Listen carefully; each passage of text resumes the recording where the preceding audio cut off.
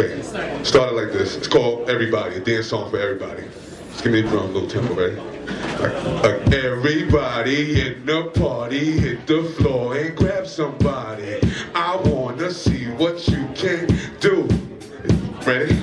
Everybody hit the floor, show me what you came here for.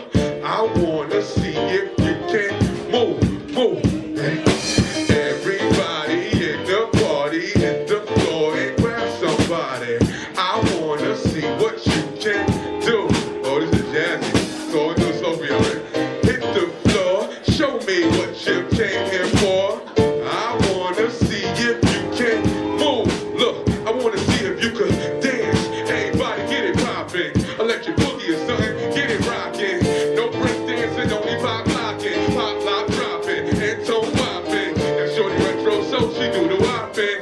ATL shorty leanin' and rockin'. She let me happy with it, she get happy with it. Chicken noodle soup, get it on Jackie with it. Ma, I just wanna see you walk it out. Meet me at the bar, ain't nothing else to talk about. Ma, you make my shoulder lean when you drop it like it's hot, girl. So mean, girl. And we can get it crumb, crisscross, make it jump. Freestyle, child, do what you want. You ain't never too spoon to get the two-step on. You can't elect to slide and use that wrong. Everybody in the party, hit the floor and grab somebody. I wanna see what you can do. I wanna see what you can. Everybody hit the floor, show me what you came here for. I wanna see if you can move. Look, I wanna see if you can move.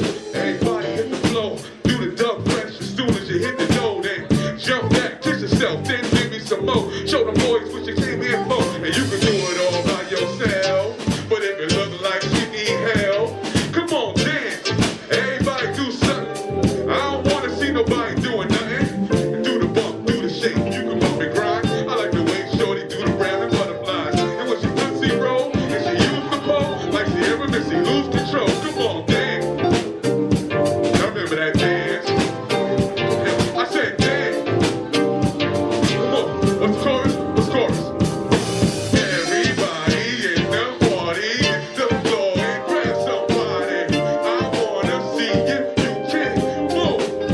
Come on, I said everybody hit the floor, show me what you came here for. I wanna see where my Jamaicans and Western is. I wanna see if you come on the river, then do the pogo, flavor, if not, let me show you like that. Come on, kid, I'll play out, do the robot, hey, like the big tricks and heel toe, I can't do it. What? But that don't mean that Bizzle can't do it. What? Left, right, front, back, shorty asked me to learn it. I got it right, man. Then she running right back. I don't understand. The TikTok like it's hot like that. Make the bus stop look hot like that. Jump like that now.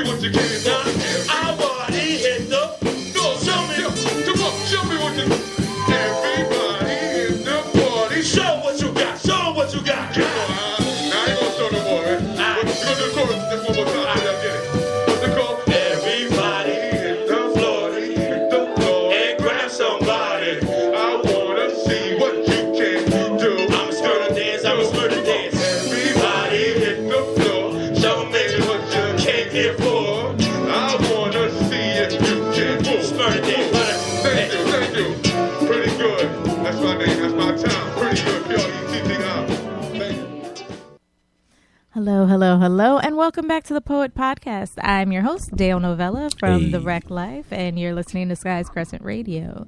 So that was pretty good, featuring Mike Mizzle with Everybody, a nice up-tempo, happy tune, kind of nostalgic for all the hip-hop heads out there.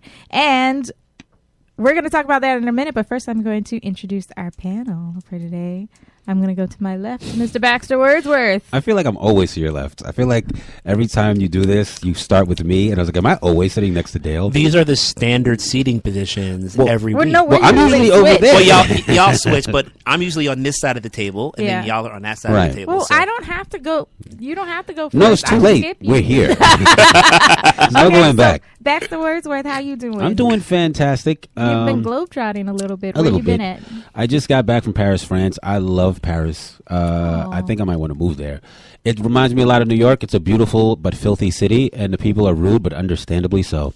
We might move to Lyon, which is only like 2 hours away. So Hey, then, we'll be neighbors still. We'll be kind of neighbors. Yeah. We can still like rap together. And stuff. But no, Paris was amazing. EO Dub happened end of the week, which is the longest running weekly, now monthly hip hop open mic in New York City. Had a world finals in Paris at this place called La Place, which if English is La Place, which is like a hip hop center that they have in Paris. It's freaking dope. Open Mic Eagle actually had a show the night before. I wanted to go, but we also had another show.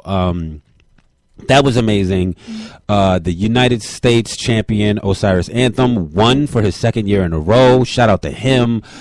Coming in second was the London champion G-Bag, and third was the Montreal champion Basic. Shout out to both those very talented brothers. They are also the second and third place winners from last year as well. Wow. I don't know if it's in the same order, but it's those three won again How often this year. does that happen? Not very. Yeah, I was going to ask, is Osiris the first back-to-back? No. He's like the second. Yeah, he's like the second back-to-back, but it's the second back-to-back, but the first something else. I forgot what it was. He put a post about it. Yeah. But he's not the first one to rap with a machete. Not at the World Finals. But yo, I don't know if you guys saw the live stream. He did do like a piece about the Statue of Liberty, but like France kind of enforcing reparations on Haiti, and he was in the middle of his thing. He was like, "And take these fake symbols of freedom, France. You can have it back." And he threw them in the crowd, and the crowd went nuts. It was just so dope. I love it. Yeah. But it was a dope time. When it came home, me and Amber we didn't want to come back, but here I am. Wanderlust is a real thing. It really is. It's a real thing. Yeah. I mean, it was just, but like Paris, because like I didn't feel that way about Prague or Switzerland or Cuba or like I love Cuba. I didn't want to stay forever. Like I loved Cuba, but like Paris was the first time I went to a city and I was like, yo, I could be here and be okay with that. Like, yeah, you know, I feel that. But it's a lot like New York. I feel like if you can speak French and you're a New Yorker, you would acclimate very well there. But yeah, that's me. Well, do you have any projects coming up? No, not right now. Okay. We'll see what happens in the future, though. All right. We'll be watching. I do have The Poet Will Be Televised is coming up. What? What is The Poet Will Be Televised? Hey. If you're just listening to this program today, then you might not know it is a poetry jam session that happens every second Wednesday of the month at Sylvana's. Yep. And the second Wednesday is next week. Yeah. Yeah. November 14th. Right. And we're selling T-shirts, so you Actually, Hey. week go- after next. Well, no, No. next week. Like, as in this is Sunday. This week Wednesday is this week. Not, yeah. Next week's Next week. Wednesday. Oh, I guess Yeah. this technically starts the week. Yeah. Yeah. You We're right. in a new Literally week. starts the week. Depending on In my what brain, calendar Monday you're is always the looking at. first of the week. Yeah. But it's not. It's Sunday. Wake up, wake up, wake up. That's It's that the 40 first of hour. the week. That's that 40-hour brain going on right now. Sorry, y'all. Shut up, Sorry. daylight Well, it savings depends time. on what it's like. It's based on religion, right? The Abrahamic religions always start on Sunday. The first day of the week is Sunday, and everyone else goes on Monday. Me know nothing about these religions. So thank you, Baxter, for being here. Hey. As always, Thanks for one of having our me. original OGs. Moving on to fellow Globetrotter and hip-hop Olympian and scholar. Yo, these intros, they get more ridiculous every single time. It's like the McCallum, cure how are of you? cancer. The man who built the transdimensional space bridge to Mars and rapped Underwater the whole space way. sniper. Yes. I actually like that one. That's good. No. Yeah. How you doing today, I'm McAlamine? tired today, honestly. It's you know what it is? I woke up because our cat wakes us up every day. Yes. He taps us on the King shoulder Saul. or the head or something, and I forgot that the clock turned back. So I looked at one clock when I got up, and I'm like, oh, it's late. And then I looked at my phone. It's like, no, it's not. I'm confused. So about 2 minutes, I was like, what's going on? Did the power go out? Something happened. Like, oh, no, that's right. It's fall, meaning it's cold and there's no light. So, but yeah, Yeah. we're going to get that like sun lamp or something like that. It's real for me. But yeah, I'm chilling. I'm good. Okay. What do you have going on in your professional atmosphere? Let's see.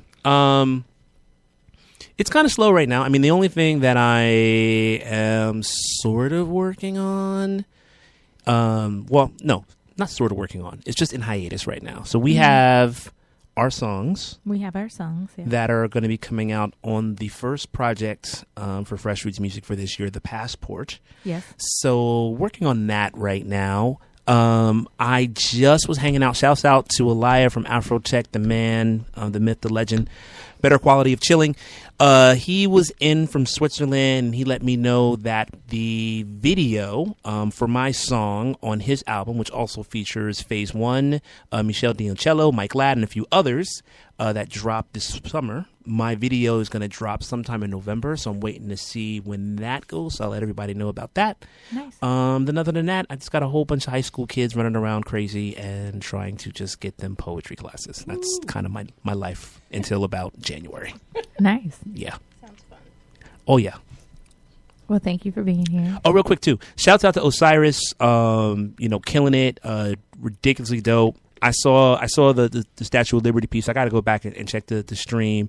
But I have to say, man, like to watch his growth artistically, creatively, like he's kind of changed the game in my opinion in terms of like what you're gonna do, in a battle. He's really taken the craft part of it to a new level. And shouts, there's other cats like Sir Nate and some other cats too for sure. But like the fact that he was able to kind of it's not an easy feat to beat the MC Challenge of Champions and the world champions. Yeah, not at all. To do it twice and the way he did it, it's impressive. So shouts out to Osiris on that for real. Awesome. Ditto. Now, last but not least, our special guest, our special commentator, who is a hip hop expert in her own right. She's like rolling her eyes at me. I should have prepared you for like the epic intros. You're gonna feel like the most greatest person on the planet after these intros. Hall of gratuitous praise. I'll take it. Yes. I'm listening. So you've started two amazing organizations that document hip hop. One is Hip Hop Hacks, and the other is the Mixtape Museum. Miss Summer McCoy. Yes. Can you tell us a little bit about them? Sure. The Mixtape Museum is an archive project that is really like going back and rescuing old DJ mixes that are on cassette. I started within the genre of hip hop just because that was my entry point into mixtape culture, because I have a background in working in the music industry as hip hop artist. So it's finding the actual cassette mixes, which I have found all over the world, and have connected with literally hundreds of collectors. And I'm trying to track how they got, like certain mixes. It might be from like DJs here in New York. Yeah. A lot of those mixes originated on, those masters were on Canal Street or 125th or on 3rd Avenue. And somehow, some way, like my friend Epi in France, he has a whole collection. Wow. How did he get them? So I want to tell those stories. Also tell the stories about the DJs that put the mixes together. But then also go back and go back and like try to attach the metadata between like, I'm just going to use Jay-Z as an example, who obviously appeared on hundreds of mixtapes. Yeah. How did those mixtapes contribute to his current career? Word. Okay. And So it's how hard to does- do that. So basically, how does mixtape culture affect celebrity? Right. Or, I mean, not just celebrity. I'm not just focusing on celebrity, but just like different trends in the music industry.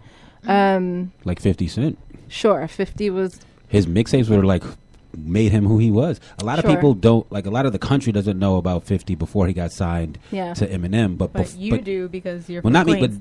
but New. Oh well, yeah, that you right about that. But New York, like, he was huge because of the mixtapes they would Sure. do. Yep. The God's Plan mixtape and all of that. Like, that's how I used to like do him. And then when he got signed to 50 Cent, it was like, oh, this is about to be. When he got signed to Eminem, I was like, this is about to be crazy.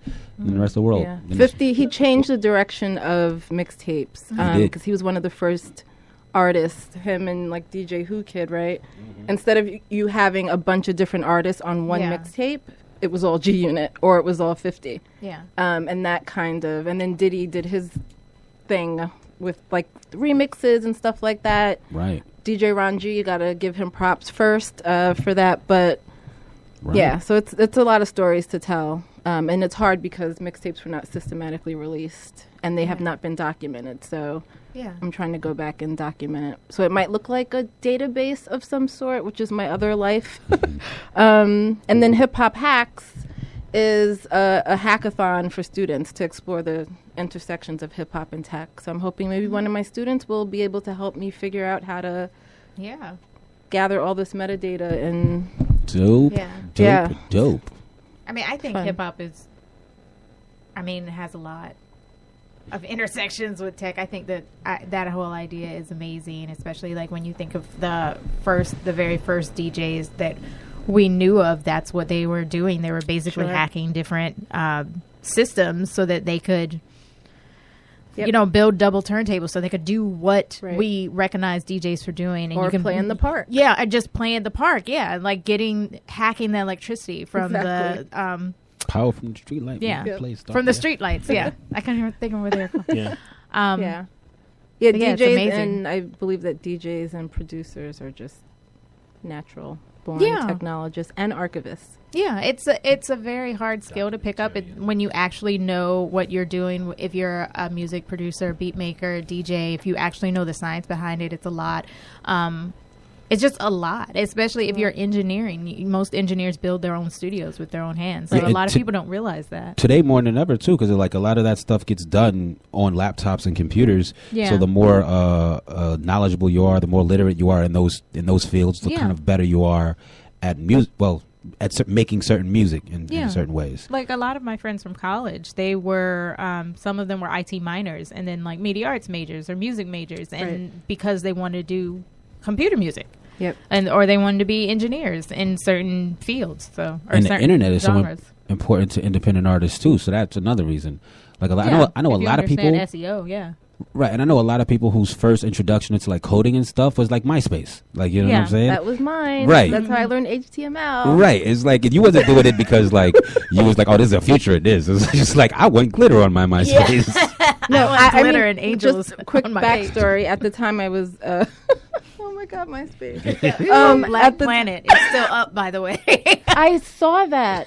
How? It's still up. I was never get on Black emails. Planet. I was. I wasn't.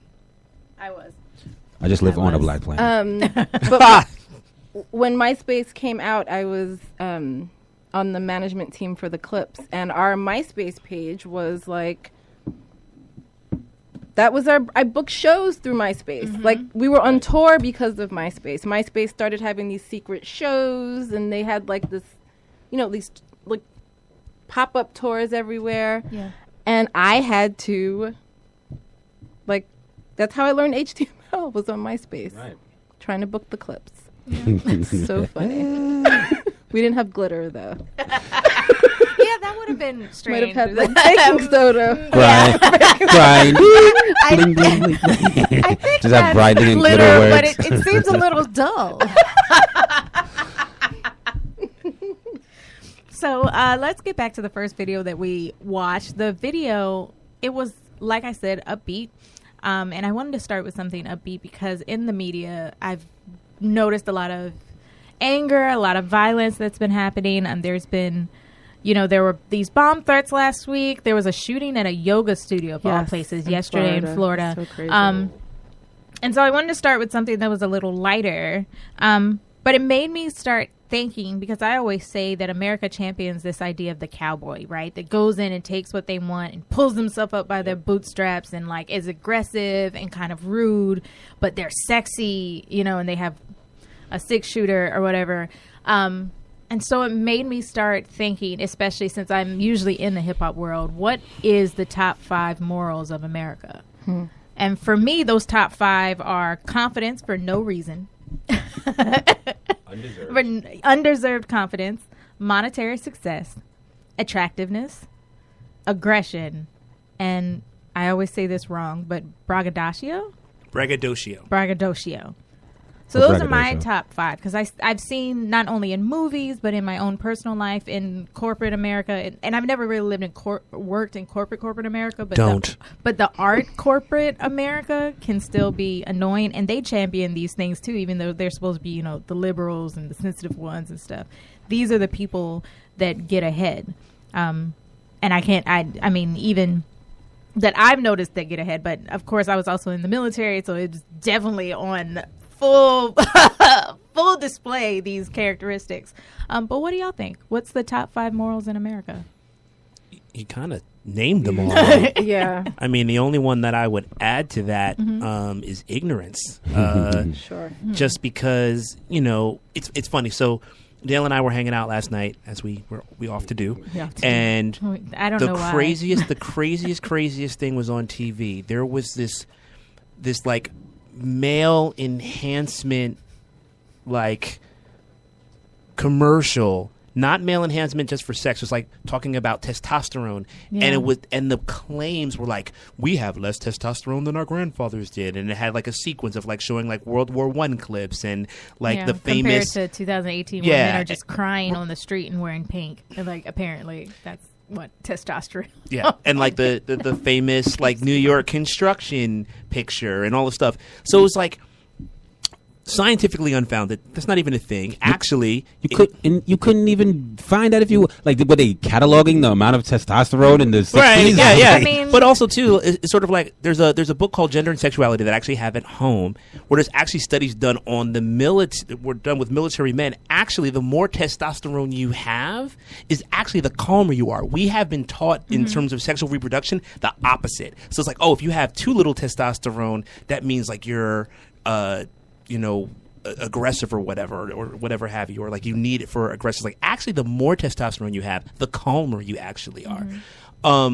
But it's interesting because then there was we're about to vote on Tuesday, and there was all of these Republican ads, and Dale was was doing her makeup or doing something in the bathroom, and I'm watching this, and there was a candidate in Jersey, Adam Kim. And the whole fear ad was about this man has worked with an Islamic woman who has called for jihad against America. They were talking about, and they show. I forget her. I'm so sorry. I forget it's her Linda name. Sarsour. Yeah, it was Linda Sarsour from the Women's March and Justice League of New York. That's who was the picture. Then the next picture was of Mumia Abu-Jamal. It's like, this man has helped report books from hate crime criminals, and I'm like, this is on national TV, and I'm just sort of like, are we? These are like sourceable facts. These are things that are so. You don't have to be a genius. You don't have to go to school. You don't have to have a degree, and yet in America, it is so. Like, it's flaunted to just not know things, to not research things, to not look things up. Look at our president. Yeah. True. Does that Or their go into president. confidence But for you know no what? reason? Does that? I mean, That's just part- saying things that- and with conviction. and ignorant. That's Yeah. part of it, but I feel like it's deeper because it actually takes work to be ignorant. Like, you have to actually not want to pick up a book or talk to someone outside of your circle. Like, it actually takes work to be dumb. Like, I hate to say it, but it really does. Because at the end of the day, if I make a claim on this show, or if I make a claim in the office, someone can very easily just find the book or the essay or the newspaper clipping or something to confirm or not confirm what I'm saying.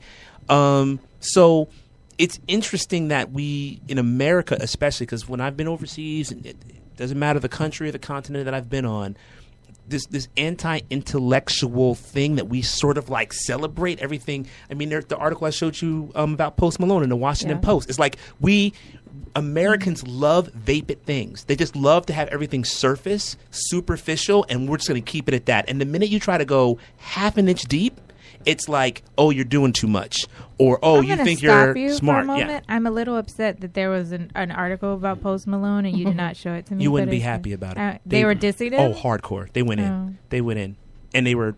I would say they're right, but that's another story. That's another podcast. He's bad, dude. Anyway, okay. Yeah. So I'll show it to you. But I mean, the point being is, and I know I get on this a lot, but I'm just like, and maybe it's because I love to understand things. Yes. Uh-oh. If you I'm get that look a lot? interested in a musical artist, if I listen to their music and there's an article that's dissing them, that doesn't mean I don't want to read it. I didn't actually know you were that big into Post Malone until you were dancing to him in the kitchen yesterday. You actually asked me if I liked Post Malone like a couple months ago, and that's what spurred me to listen to, because I like that one song, Congratulations. I and remember. Congratulations. Yeah. But I forget that like there's so many songs that I've heard on the radio that are Post Malone, and I didn't realize it was Post Malone. I'm like, that's why he's so popular, because I didn't get it. And I'm like, oh, you know, just love me now. Well, I mean, I'll tell you something that I've put on the internet. Yeah. So, like, I don't want to like Post Malone at all, like at all. Like, I'm like, I want to hate Post Malone, but then like I listen to his music and I'm like, that song's alright. And I listen to another song, I'm like, that one's alright. So he's got 2. And I listen to another one, it's like, well, he's got 3. And I'm like halfway through the album, and I was like, do I like Post Malone? Do I have to be honest with myself? Like, not for nothing. There's something about the formula that he uses to make songs that is catchy. The songs are catchy. Yeah. He, as a person, you know, he looks unkept and unclean, but that's nothing to hate. He does say some stupid things. That again is also nothing to hate, and he is, you know, a non-melanated person doing music that benefits him and kind of like takes advantage of melanated people, and that is something to hate. But he's not necessarily the top person on the list of hating, who needs to be hated for that. So while I am unhappy with Post Malone, I don't hate Post Malone. That's true. I just don't think about either. Post Malone. Actually, I am happy there's someone that people put in the mumble rap category, even though I don't really. I haven't heard a song that he's rapped on. He's sung every single song, and like legitimately sung every single song I've heard. Like, he doesn't rap at all, like ever. But like he actually does know music. He plays instruments. There's always harmonies, and they're not like. He plays instruments? Yeah, he plays guitar. He plays guitar on like the what I don't remember what. But apparently live not well. I mean, but the fact of the matter, I mean, music. does Migos not play any right. instrument? You know, like there's someone in that category that's actually like trying. Not every artist can perform live. Not every artist That's can true. make an album. And an artist is not. Yeah. I mean, the other thing I think about I always think of things when it comes to music and hip hop. I think of it from the business side, just because that's where I spent most of my time. Yeah. An artist project is never just the artist. Right. There's a producer, there's other people that are involved in it. Yeah. There's probably writers, Which So I still need receipts on him playing an instrument. I want to actually want to see him play the instrument. But you know, it's maybe not live, but like we're just giving him the qualification he plays the instrument because why? Even the fact of the matter that he's branding himself as like someone who does harmonies and plays an instrument and like incorporates more soul or rock vocals into a genre that people are saying is largely unmusical, and there's more and more. But that's people ridiculous. But yeah, I mean, there's so many I musicians appreciate in hip-hop. that. There are, but I'm not just talking about hip hop. I'm talking about mumble rap specifically. Oh, got you. Like, I'm not. Yes, there are lots of actual musicians in hip hop. Yeah. And there are a lot of rappers that should be considered musicians who probably aren't. But in specifically mumble rap of people of his age, there's like he's like the only one. I don't know if he's the only one, but I understand what you're saying. But also, too, wonder about if that's because of his whiteness. But also, what I wanted to point out too is, which is interesting that you bring this up, is like, because I feel like myself, there are things that we come to a conclusion on before we know the facts or not, right? Sure. I admit, I want to hate Post Malone. I just look at him and I'm like, oh no, I don't like this. Like, whatever this is, I am against it, right? But then you have to be open to like seeing something for what it actually is. Because, like, what if he does play an instrument? Does your opinion of him change then or not? Like, you know, and I feel like we're more keen to believe positive stuff about people we like than people we don't like. Like, if I would have said, J. Cole plays an instrument, you wouldn't be like, yo, I need the receipts on that. You'd be like, okay, well, if J. Cole plays an instrument, that's cool. Plays the harmonica. Yeah, no. Maybe I would say that. I'll speak for me. Maybe other people, but for me, no. So if I told you Mos Def played the guitar, you would be like, I need to see the receipts? I think Mos Def is a horrible singer. He's not that really dope at singing, and and musically, he's not that great. He's one of my favorite You think MCs. he musically is not that great? No, what I mean is in terms of like him having like live instrumentation. Like he can sort of like carry a melody or whatever, but like he's not like an amazing singer. 3 Stacks plays guitar, not well. Yeah, he knows that. RZA plays guitar, not well. Doesn't change the fact that I think they're ridiculously dope as artists. But No, like, they're you not dope probably at that. argue with me. I think I told you that Lil Wayne played guitar, and you argued with me about it. But he doesn't play it well that It I does- know. I mean, my point isn't about how well they Yeah, do it's or don't like play it. whether they do. No, but my point is like Oh, well, I how don't- willing you are to believe or discredit a thing based on your preconceived like biases towards it. Like, you know what I'm saying? Well, let me clarify then. Post Malone can play an instrument. I just don't think he plays it well. I want to see. But him why? play it. that Why do you was- think yeah. that? What you don't have evidence I- to either way. What I would have, that would be my argument. Why are you lauding his musicianship and you don't actually have any either way? But I mean, playing a guitar is not such an outrageous thing that lots and lots of people play guitars at different levels. Well, nobody's saying he doesn't play it well. And there are some people but who we're just play their giving him the instrument. credit that he plays it, basically. Yeah, I mean, that's all what she I said. said. I didn't say he was an amazing musician. Regardless of that, But- because this isn't like proving a point of it. I'm just saying, I think as human beings, it's a human thing to like if we hear something good about somebody, easily researchable. If we hear something good, Easily researchable. If we hear something good- now it takes work to be ignorant. but I'm saying if we hear something good But about, I think you guys are making a point that I didn't make. no, I'm not. Like talking- you're putting a But this point is- that I didn't Well, make. It's not maybe about we're your- missing. Yeah, it's maybe not we're about- missing Baxter's point What I'm because we saying haven't is, finished it. I think oftentimes when we hear something good about something we like, we're more willing to believe it than when we hear something good about something we already deem to kind of to be like, you know, less value. So I think what I'm saying is like you hear something like you already like don't like Post Malone. Right. You hear he plays the guitar, you're like, I need that proven, like, you know, and I don't think there's a fault in that. I think that's what we all do. We all do that shit. Like, you know, if there's somebody you don't like and you find they had to come up, you might be like, I don't believe that shit, like, you know. Yeah. But I'm saying like sometimes we have to take a step back from that and be like, all right. Like I say, I want to hate Post Malone. I'll say that to Post Malone. I'm like, listen, I don't want to like you, but I listen to your music and I like it. This is related but not related. I just found out that Minister Farrakhan plays the violin. Oh, I knew that. I didn't know that. Yeah. That's not surprising. And to I me. watched the video. Minister Farrakhan over and actually over had again. an No amazing idea. career as a calypso artist many, many moons ago, before he was ever the Minister Farrakhan, and that is actually not well actually- documented, but that's somewhat documented. So, It's crazy. I resent him.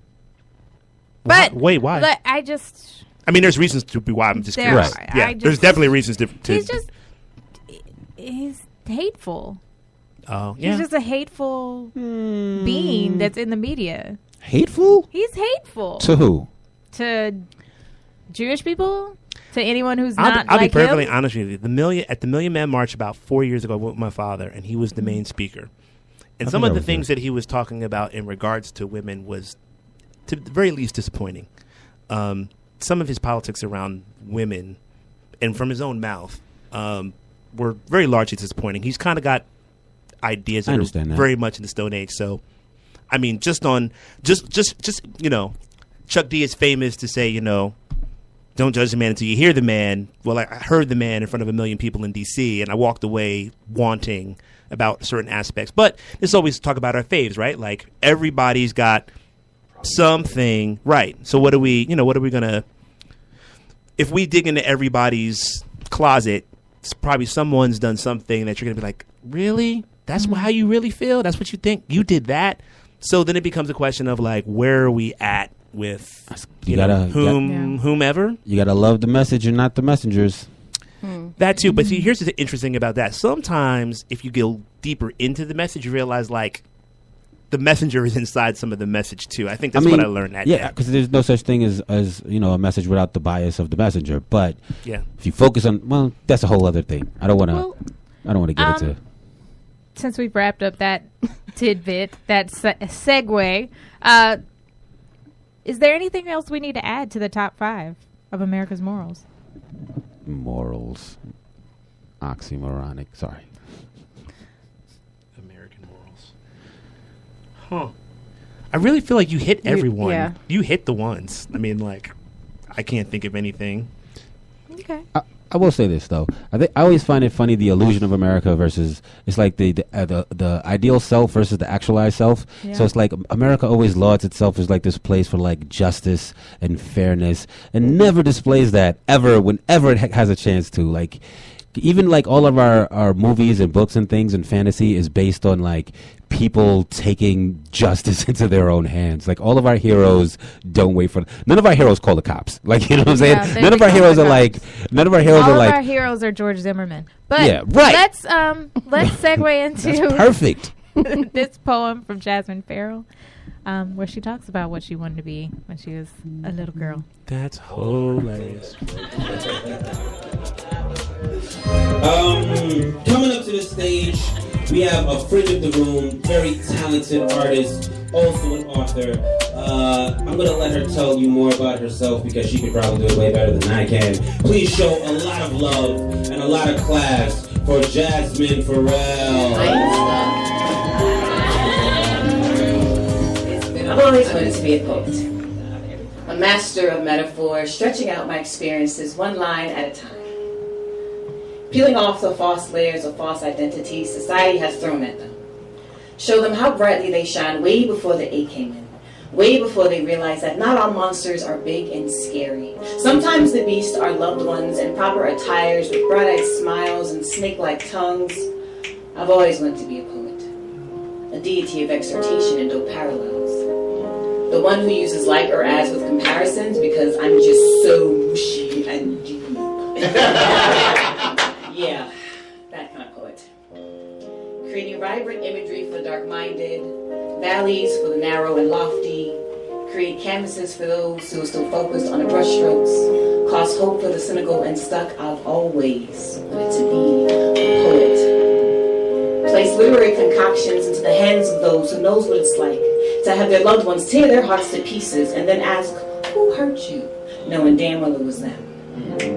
Make the pen ink proud of me and the paper pissed at my emotion for sojourning within the four corners so aggressively and potent.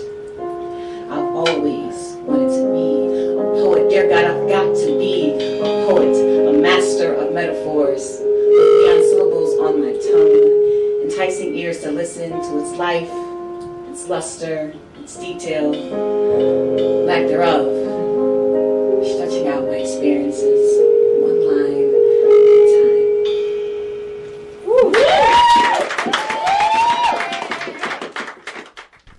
So that was Jasmine Farrell with, I believe that poem is called I've Always Wanted to Be a Poet. And before we went to that video, we were talking about how America like champions this idea of being about justice and freedom and democracy and all these things. And when I was younger, I really believed that wholeheartedly. I was very patriotic. I joined the Marine Corps. And then when I was in college, I took Latin American studies and realized we were running around protecting our own monetary interests, and that was very heartbreaking for me, and especially heartbreaking because like studies show the Marine Corps did most of this into a lot of different countries, and made a lot of people disappear and it was not about peace and love and bringing democracy. It's about capitalism and gold and shit and power. So that was one of the things that I had to wake up to.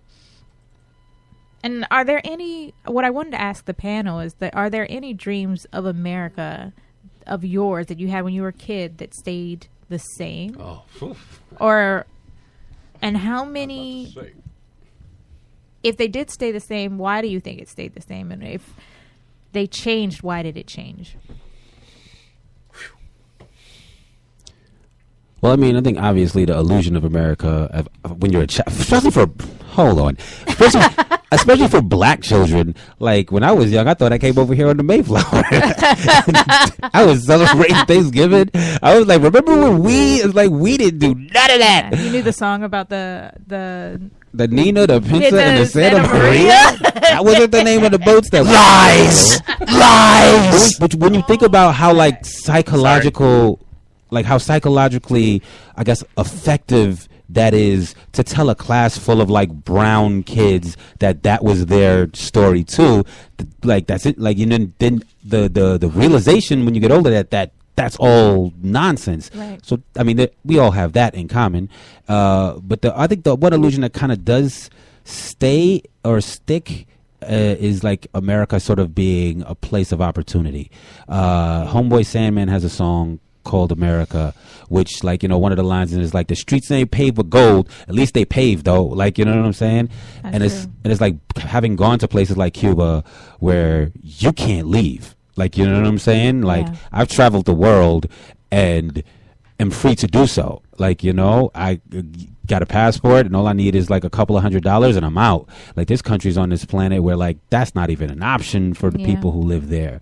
Like, you know, so it's like, I do feel lucky to have been born in America. Like, even with EO Dub, the champion from Uganda couldn't go to the World Finals because he didn't have a bank account. And they were like, there's no way for us to track you if you leave, and you probably ain't coming back, so we're not letting you leave. And it's like, you know, his country can tell him that he can't go, and he can't go. Like, you know, that's nuts. So, like, I still, as upset and angry as I am with America often, I still feel very lucky to have been born here. Yeah. But is the dream of an opportunity, is that a myth, or? I mean, I think it's like, it's what they sell you, right? It's the land of opportunity. Okay. What I'm saying is I still do think there's a lot. The opportunity here is larger than it is for a lot of other people on this planet. Like, you know what I'm saying? Right. Unless you're coming from one of the other colonizing countries, then you might be good too. Yeah. Yeah. Yeah, I think, I mean, my mom always ran defense when it came to the things I learned in history class in school. I Gotcha. was going to marches, and I grew up on 14th Street in a very mixed but white neighborhood. I went to ballet 6 days a week.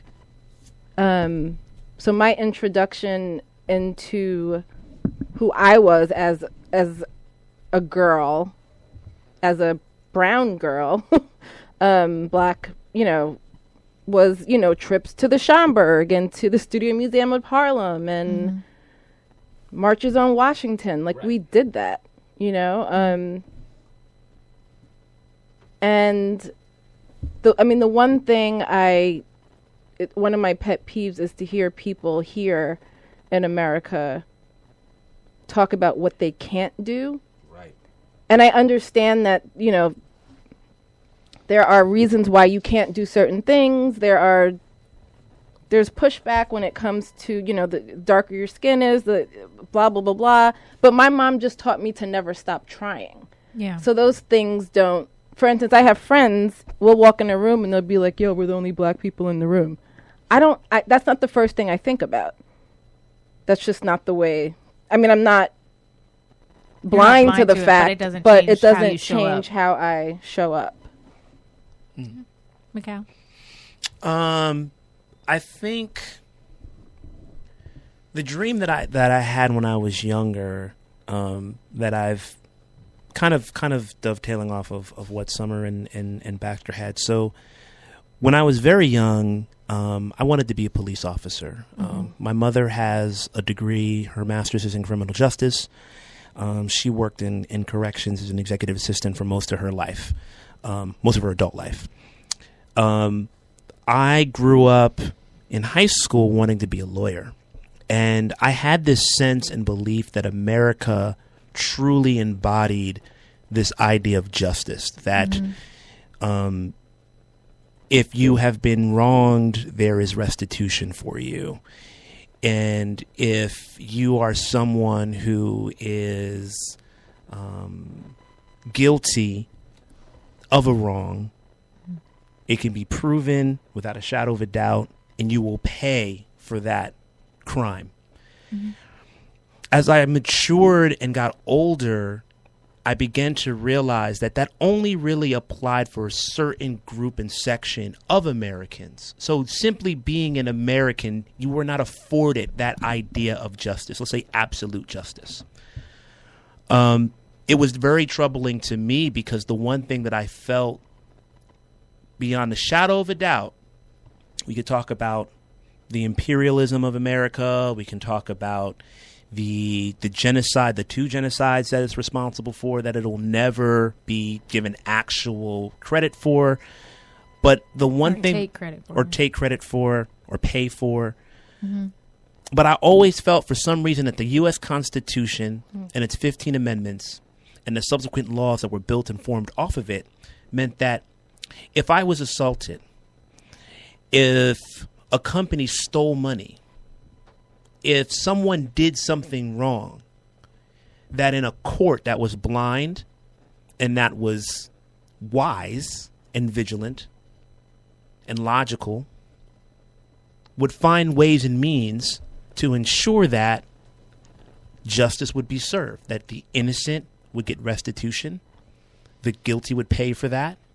And that's what set us apart in the world. Not the fact that we were the strongest military, not the fact that we are one of the wealthiest nations, none of those things. Even the fact that we are still, kind of to Baxter's credit, or to Baxter's point rather, you'll never find a country of our size as diverse in terms of orientation, race, religion, that is not steeped in severe violent civil war of some sort or massive, and that's not to say that there's not individuals that are queer that are being killed every day. That's not to say that there are not Muslims, and we just saw a synagogue get shot up. We know the tragedy in South Carolina. So there is religious persecution here. That's not what I'm saying. But we have the most stable country when it comes to those types of things. We are nowhere near where we need to be in those things. But I learned as I got older and things personally happened to me, and then I got more savvy in watching the news and read more about history, I realized that America really isn't built on justice, does not really believe in justice, not for all. They need to take that part of it out. What was different? You can see the original wording in the African American. Oh yeah, of course. Like I said, hey, listen, everything is searchable. You know what I'm saying? Yeah. Like for real. But so I think that's, I had such a, I would crucify the United States on slavery and the civil rights movement, and in the same breath be like, but we had Thurgood Marshall, and there was Medgar Evers. And there was a civil rights movement and protest in Vietnam, and like justice is a thing. And the more that I did research and the deeper I got into it, and really, and I think this goes back to what I was talking about in terms of ignorance, is that these things are complex. They're not easy to understand, but they are understandable if we take the time to think about them. And that is the dream that died for me, that I don't live in a just country. I live in a country that wants to be just for certain groups of people at certain given times, depending on the access to power that they have. But justice for all?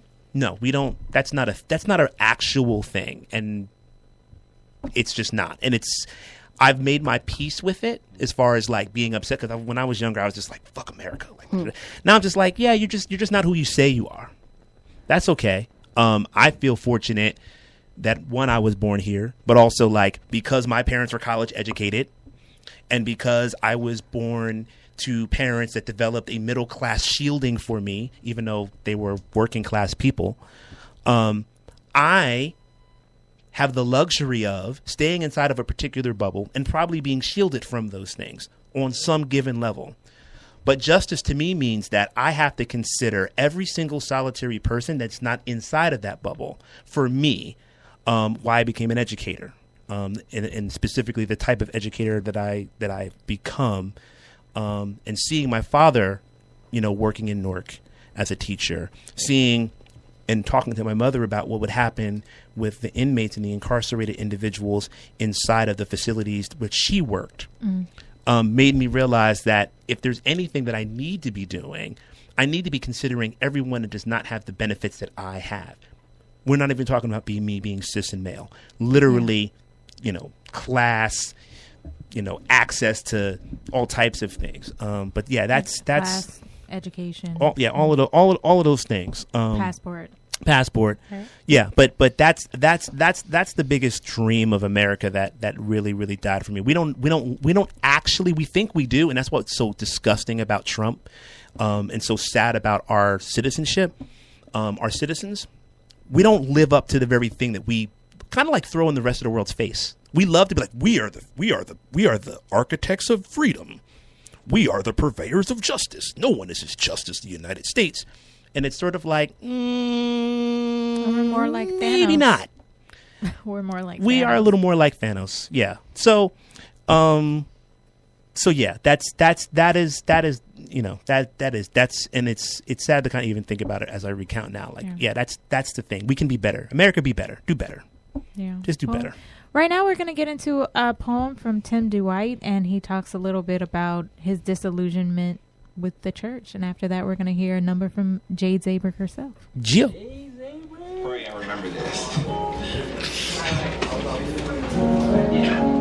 If I could sing, this would be a song. But instead, it is Sunday. And I'm either 7 or 8. Doesn't really matter. I'm too young to touch the stove and the grits are popping.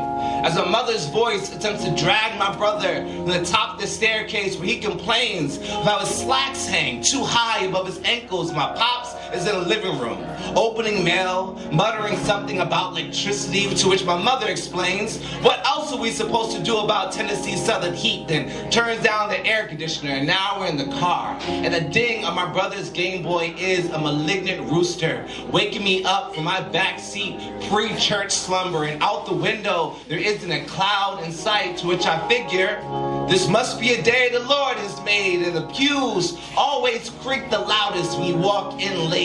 We wait just outside the front door for the choir to sing their first note, but they're taking a while this morning. I can feel the sweat beginning to bucket into the back of my penny loafers. My mother say she can see through the stained glass window a young girl walking to the microphone. It turns out it's Tasha, aka Little Ash, who family staying on 28th around the corner of Sunny's convenience store.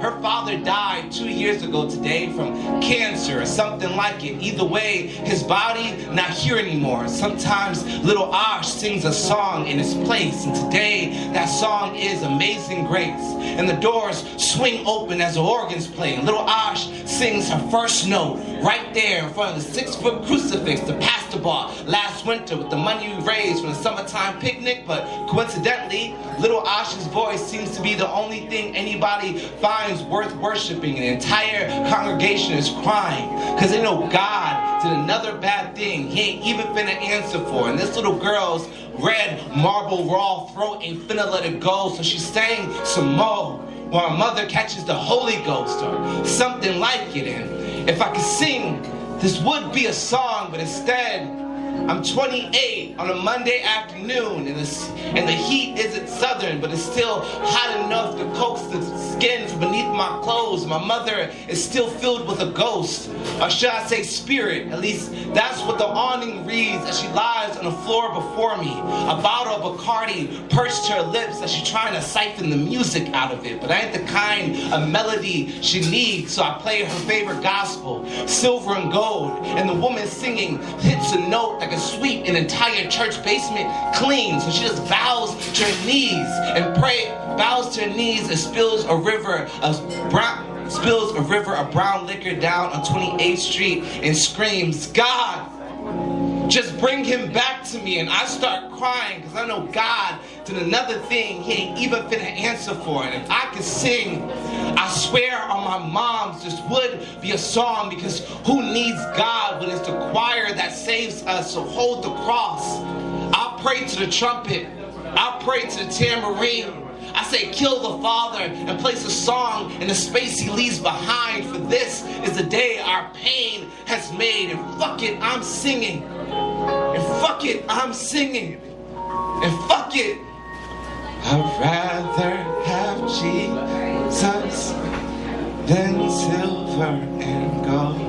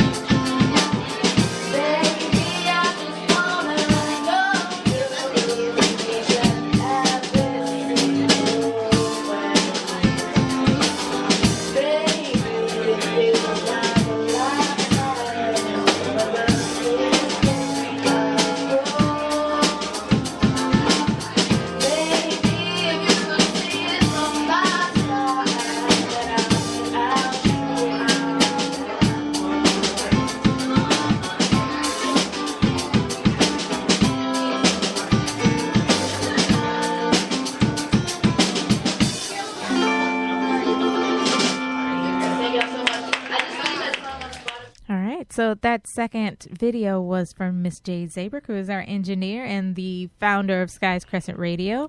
And that song is called Lifetime. And the song, it's a great song. She just put out a video for it. It does, but what it brought to my mind is a question that I usually ask my students in our classes, in my classes that I teach, regardless of what type of class it is. Whether it's a maker class, I teach a lot of maker classes, or music, poetry.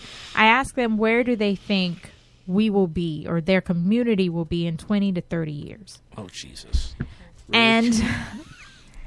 And some of my kids, especially my kids from the Bronx, are just like, the Bronx has always been the same. And I tried to argue with one of my students because he told me the worst thing his family ever did was come here from the Dominican Republic. And I was like, what? Yeah. I was like, the Bronx has changed. 30 years ago, this neighborhood was in flames, like literally. It was the poorest district in the country. Yeah. Thank you, sir.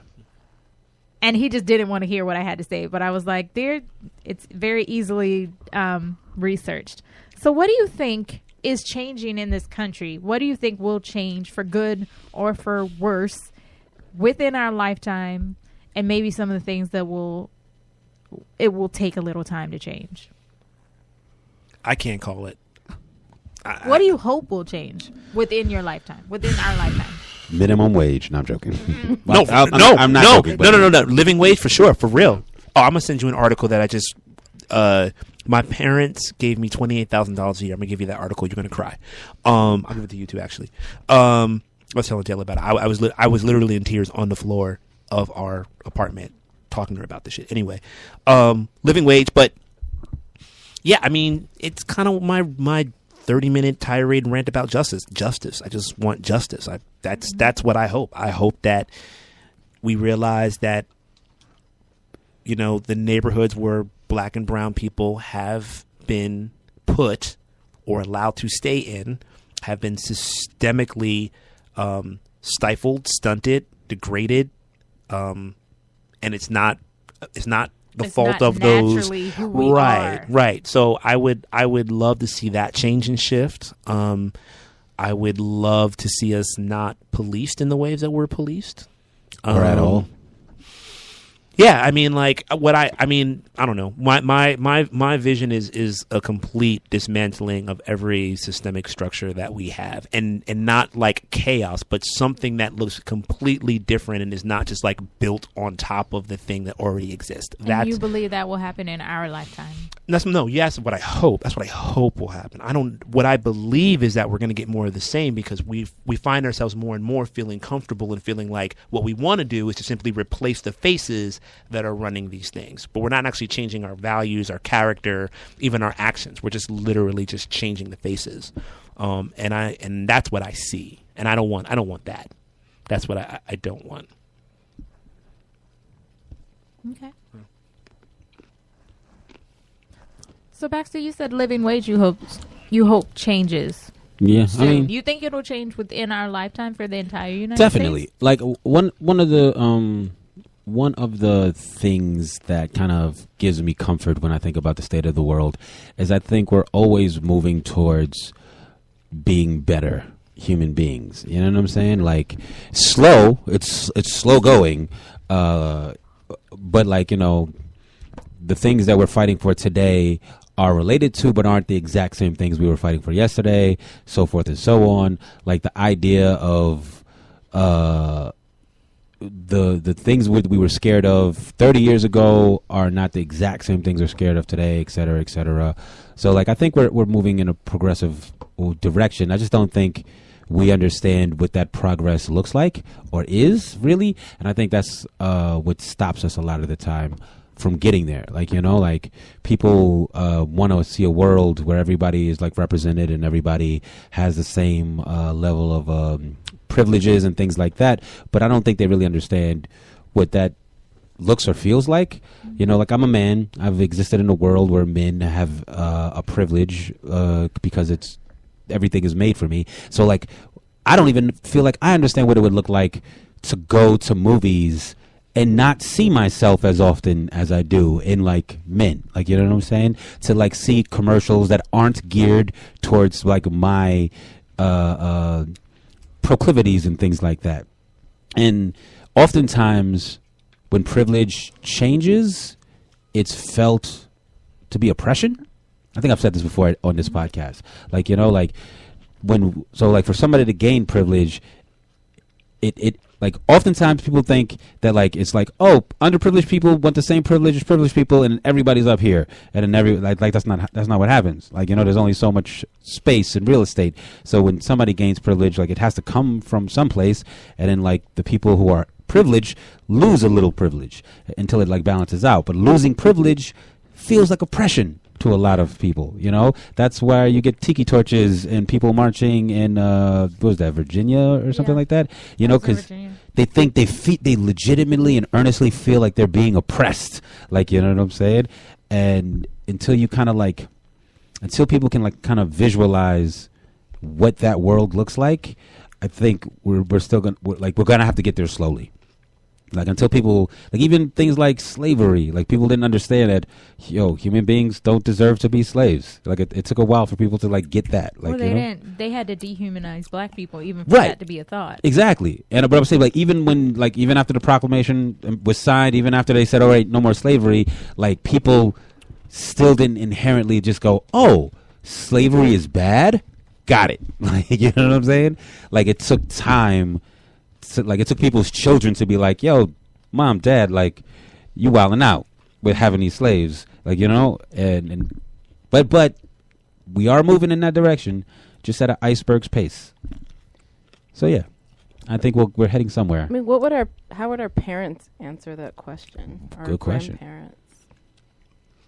You know, I mean, my grandmother, before she died, she was just happy to see Obama as president. She never thought she'd see it, probably. She didn't. Delicious. I have cheese. Goes We're good with the grapes. Here, guys. Shout out to Macau for bringing delicious green grapes. I forgot the wine.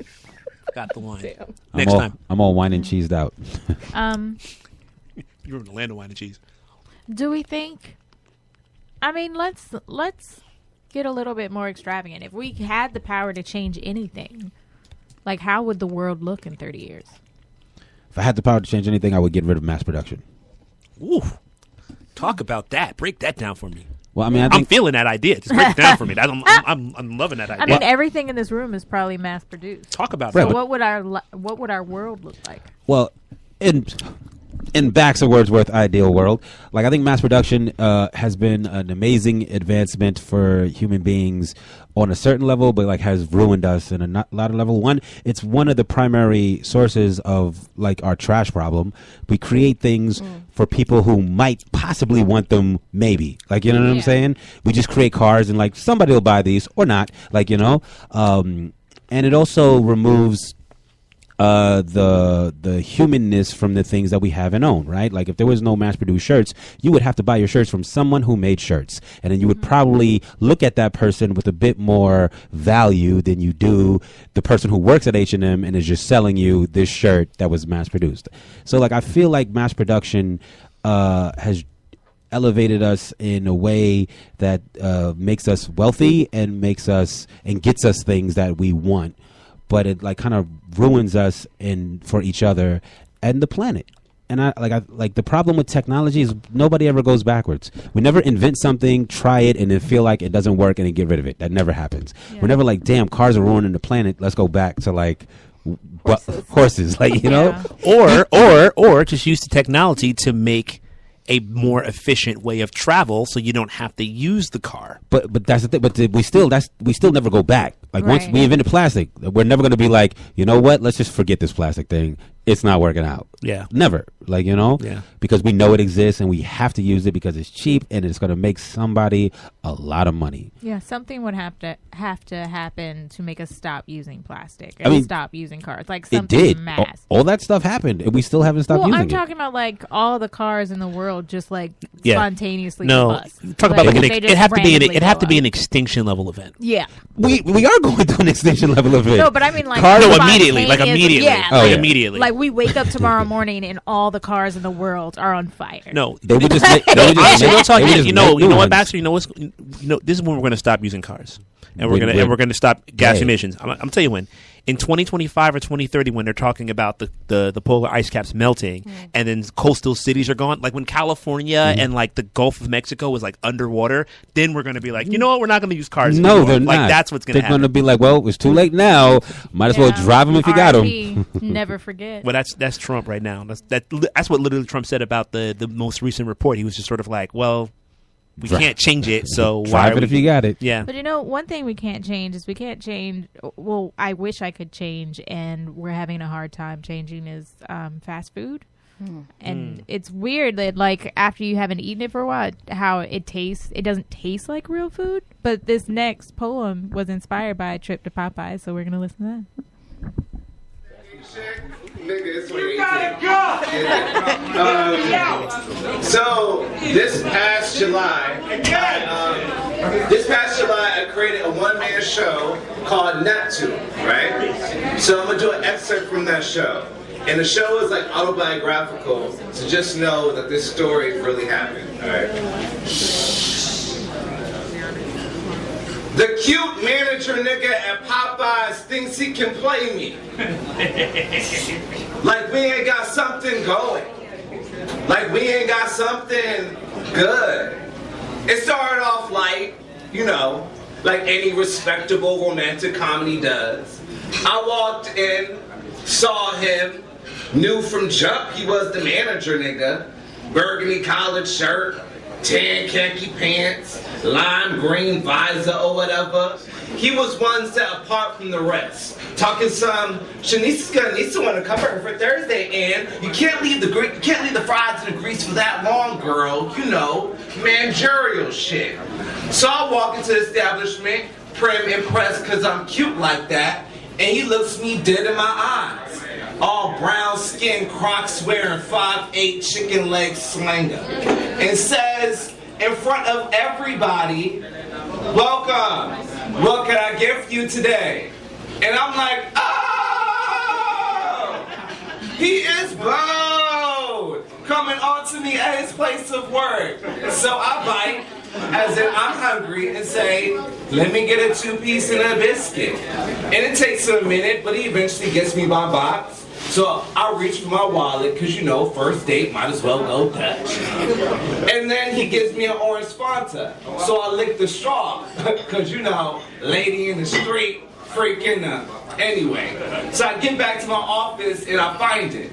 Like a warm, folded up $20 bill sitting in my jeans pocket at the laundry day. There it was. An extra chicken leg that $5.29 showed up did not pay for, so at first I was bewildered. Perplexed, even. I had an idea that the cute manager nigga was feeling the kid, but I didn't think he was feeling me so much to commit larceny. But then I remember what the prophet Beyonce's life work has taught me.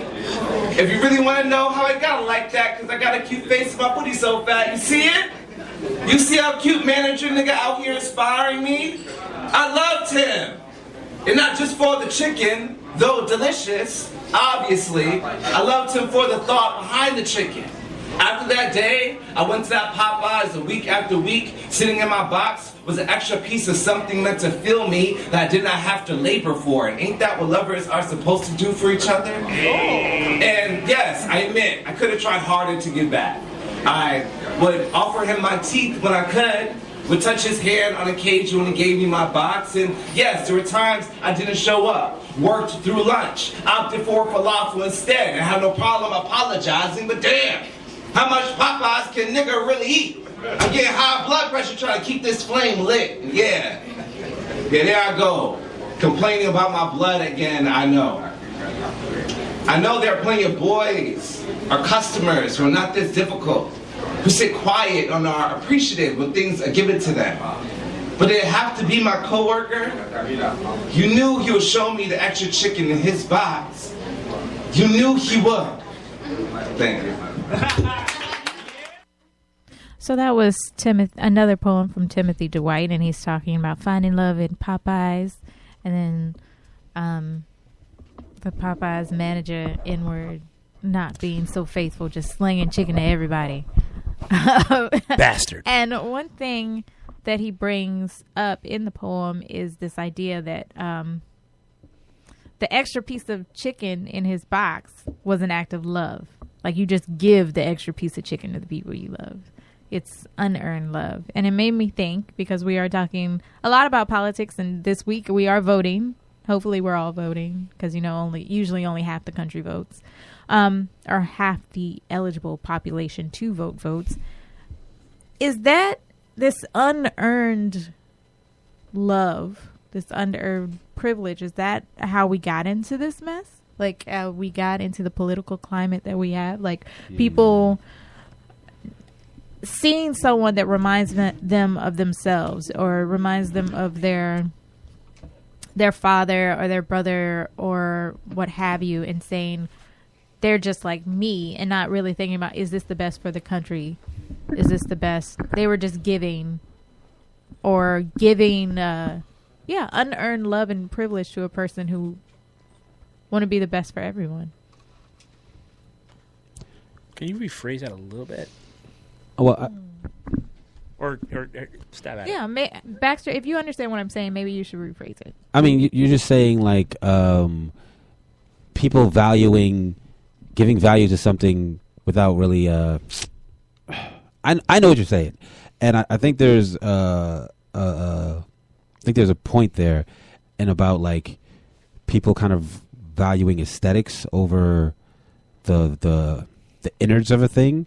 Like, yeah. I think we find ourselves in a place. I think America to be America sold Americans on a fantasy, right? There was like a land of the free, streets paved with gold, this, that, and the third, right?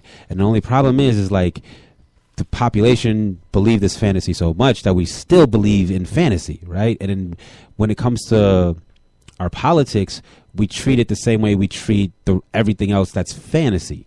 We treat it the way we treat movies, the way we treat sports teams, a bunch of like hypothetical dream situations of like, oh, this person's going to come in and do all this fantastic stuff for me because that's what America, that's how kind of how we got here, right? Yeah. But it's like somewhere along the line, we lost the realness of experts. Like, like, in the beginning of the country, the people who got elected to office were lawyers and political scientists and people who like spent their whole lives learning the ins and outs of politics, learning the details of other civilizations and how their governments operated and this, that, and the third. And it was people who felt like that's why it was a service. They felt it was their duty to show people who were less informed about these things how these things could work. Like even in the beginning of this country, before they ratified the Constitution, they wrote a bunch of papers explaining to people what they were doing.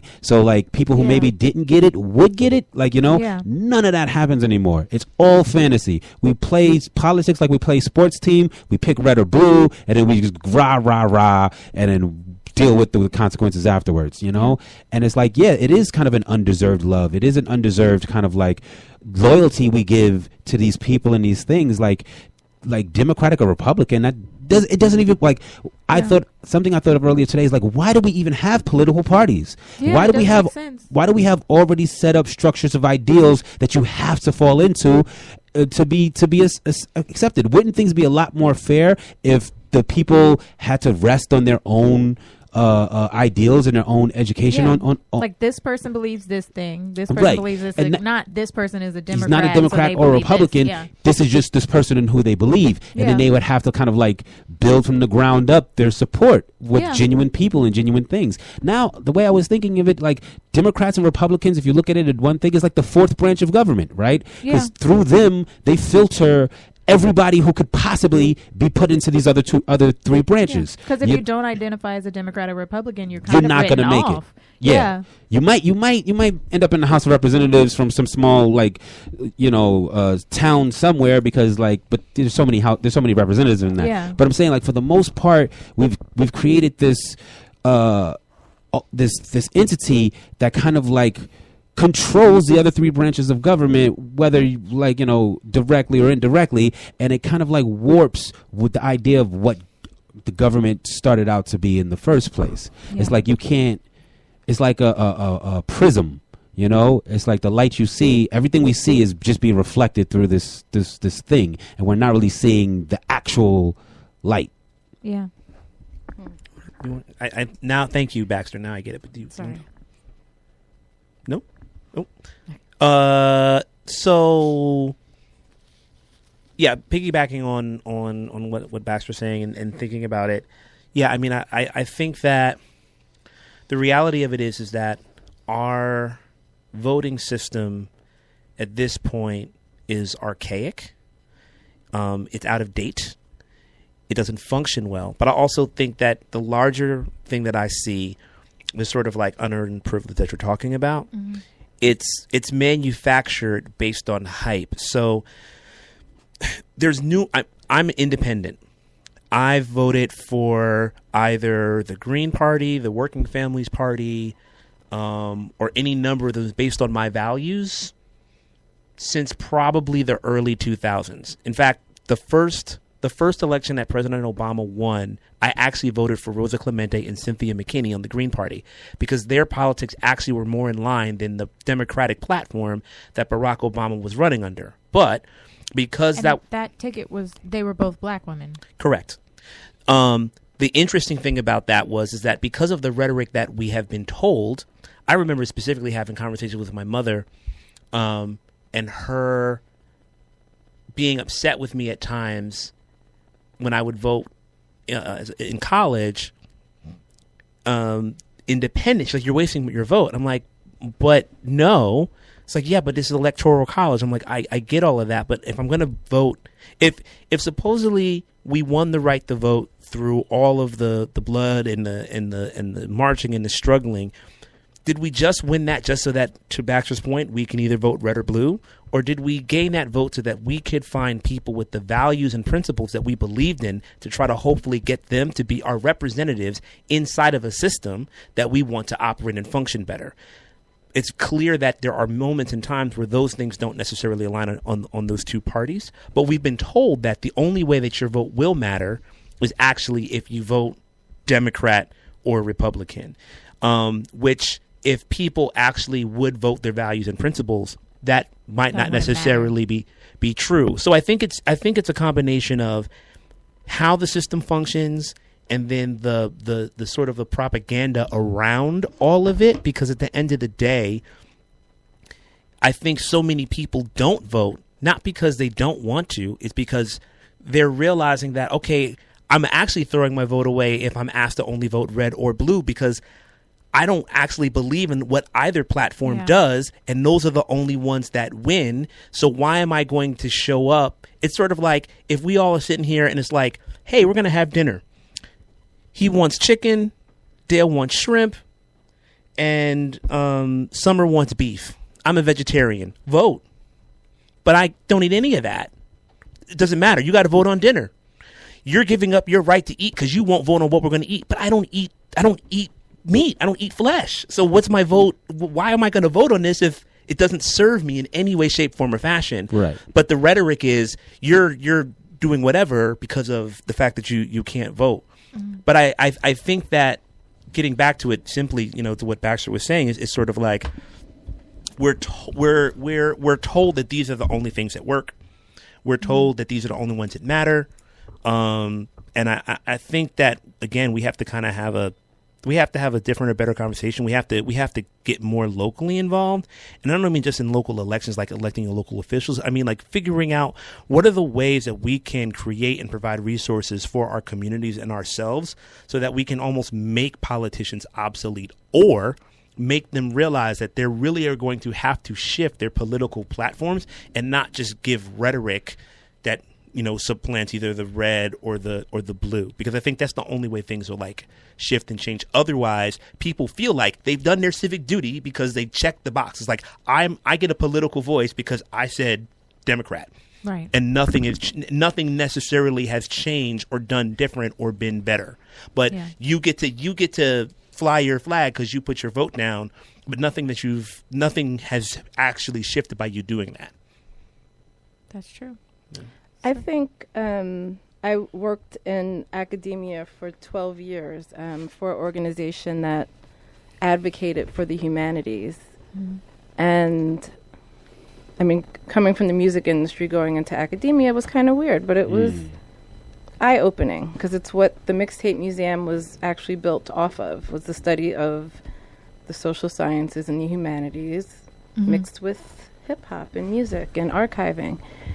And I realized that we have devalued the humanities, you know, which and the related social sciences, like studying how people work, how communities work, and I think that's a overall problem. I feel like whatever you study or whatever you're majoring in, whether you're going into politics or whatever, like you need to have a foundation of the humanities and study how humans work.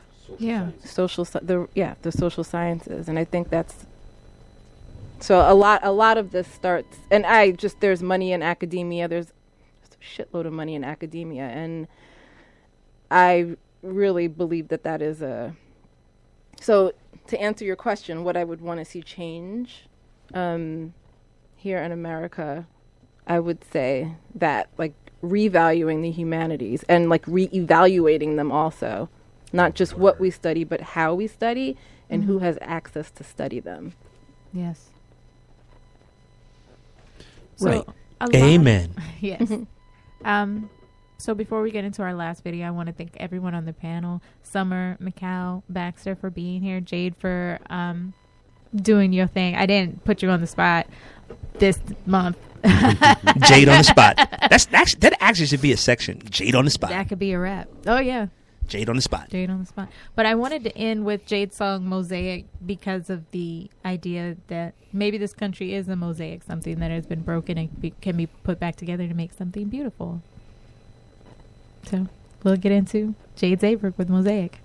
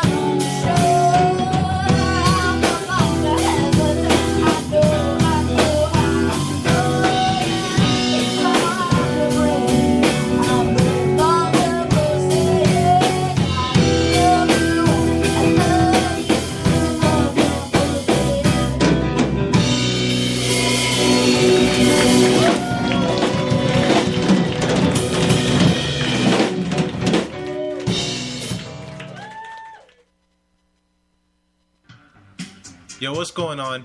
Y'all listening to Skies Crescent Radio, and here's what's coming up. On the first Sunday of the month, we have the Poet Podcast with Dale Novella. On the second Sunday of the month, we have the Soul Tree Spotlight with Earlene Stephen. And we also have Keeping It Funky with Troy Weeks. On the third Sunday of the month, we have Boozy News with Supreme Bars. And on the fourth Sunday of the month, we have What's Really Good with Jeanette Berry and Clout Dealers with The Label Noir. And every Sunday at 7, we have Can We Not with Evan Combis. Peace. Benefit from no ATM fees nationwide with a Columbia Bank Advantage Plus checking account. Use any ATM anywhere nationwide for total convenience. Make any ATM your ATM. For Advantage Plus checking, receive credit up to 10 surcharges or $30 per statement cycle, whichever is less at domestic ATMs not owned by us that charge a transaction surcharge. Maximum rebate of $360 for 12 statement cycles. All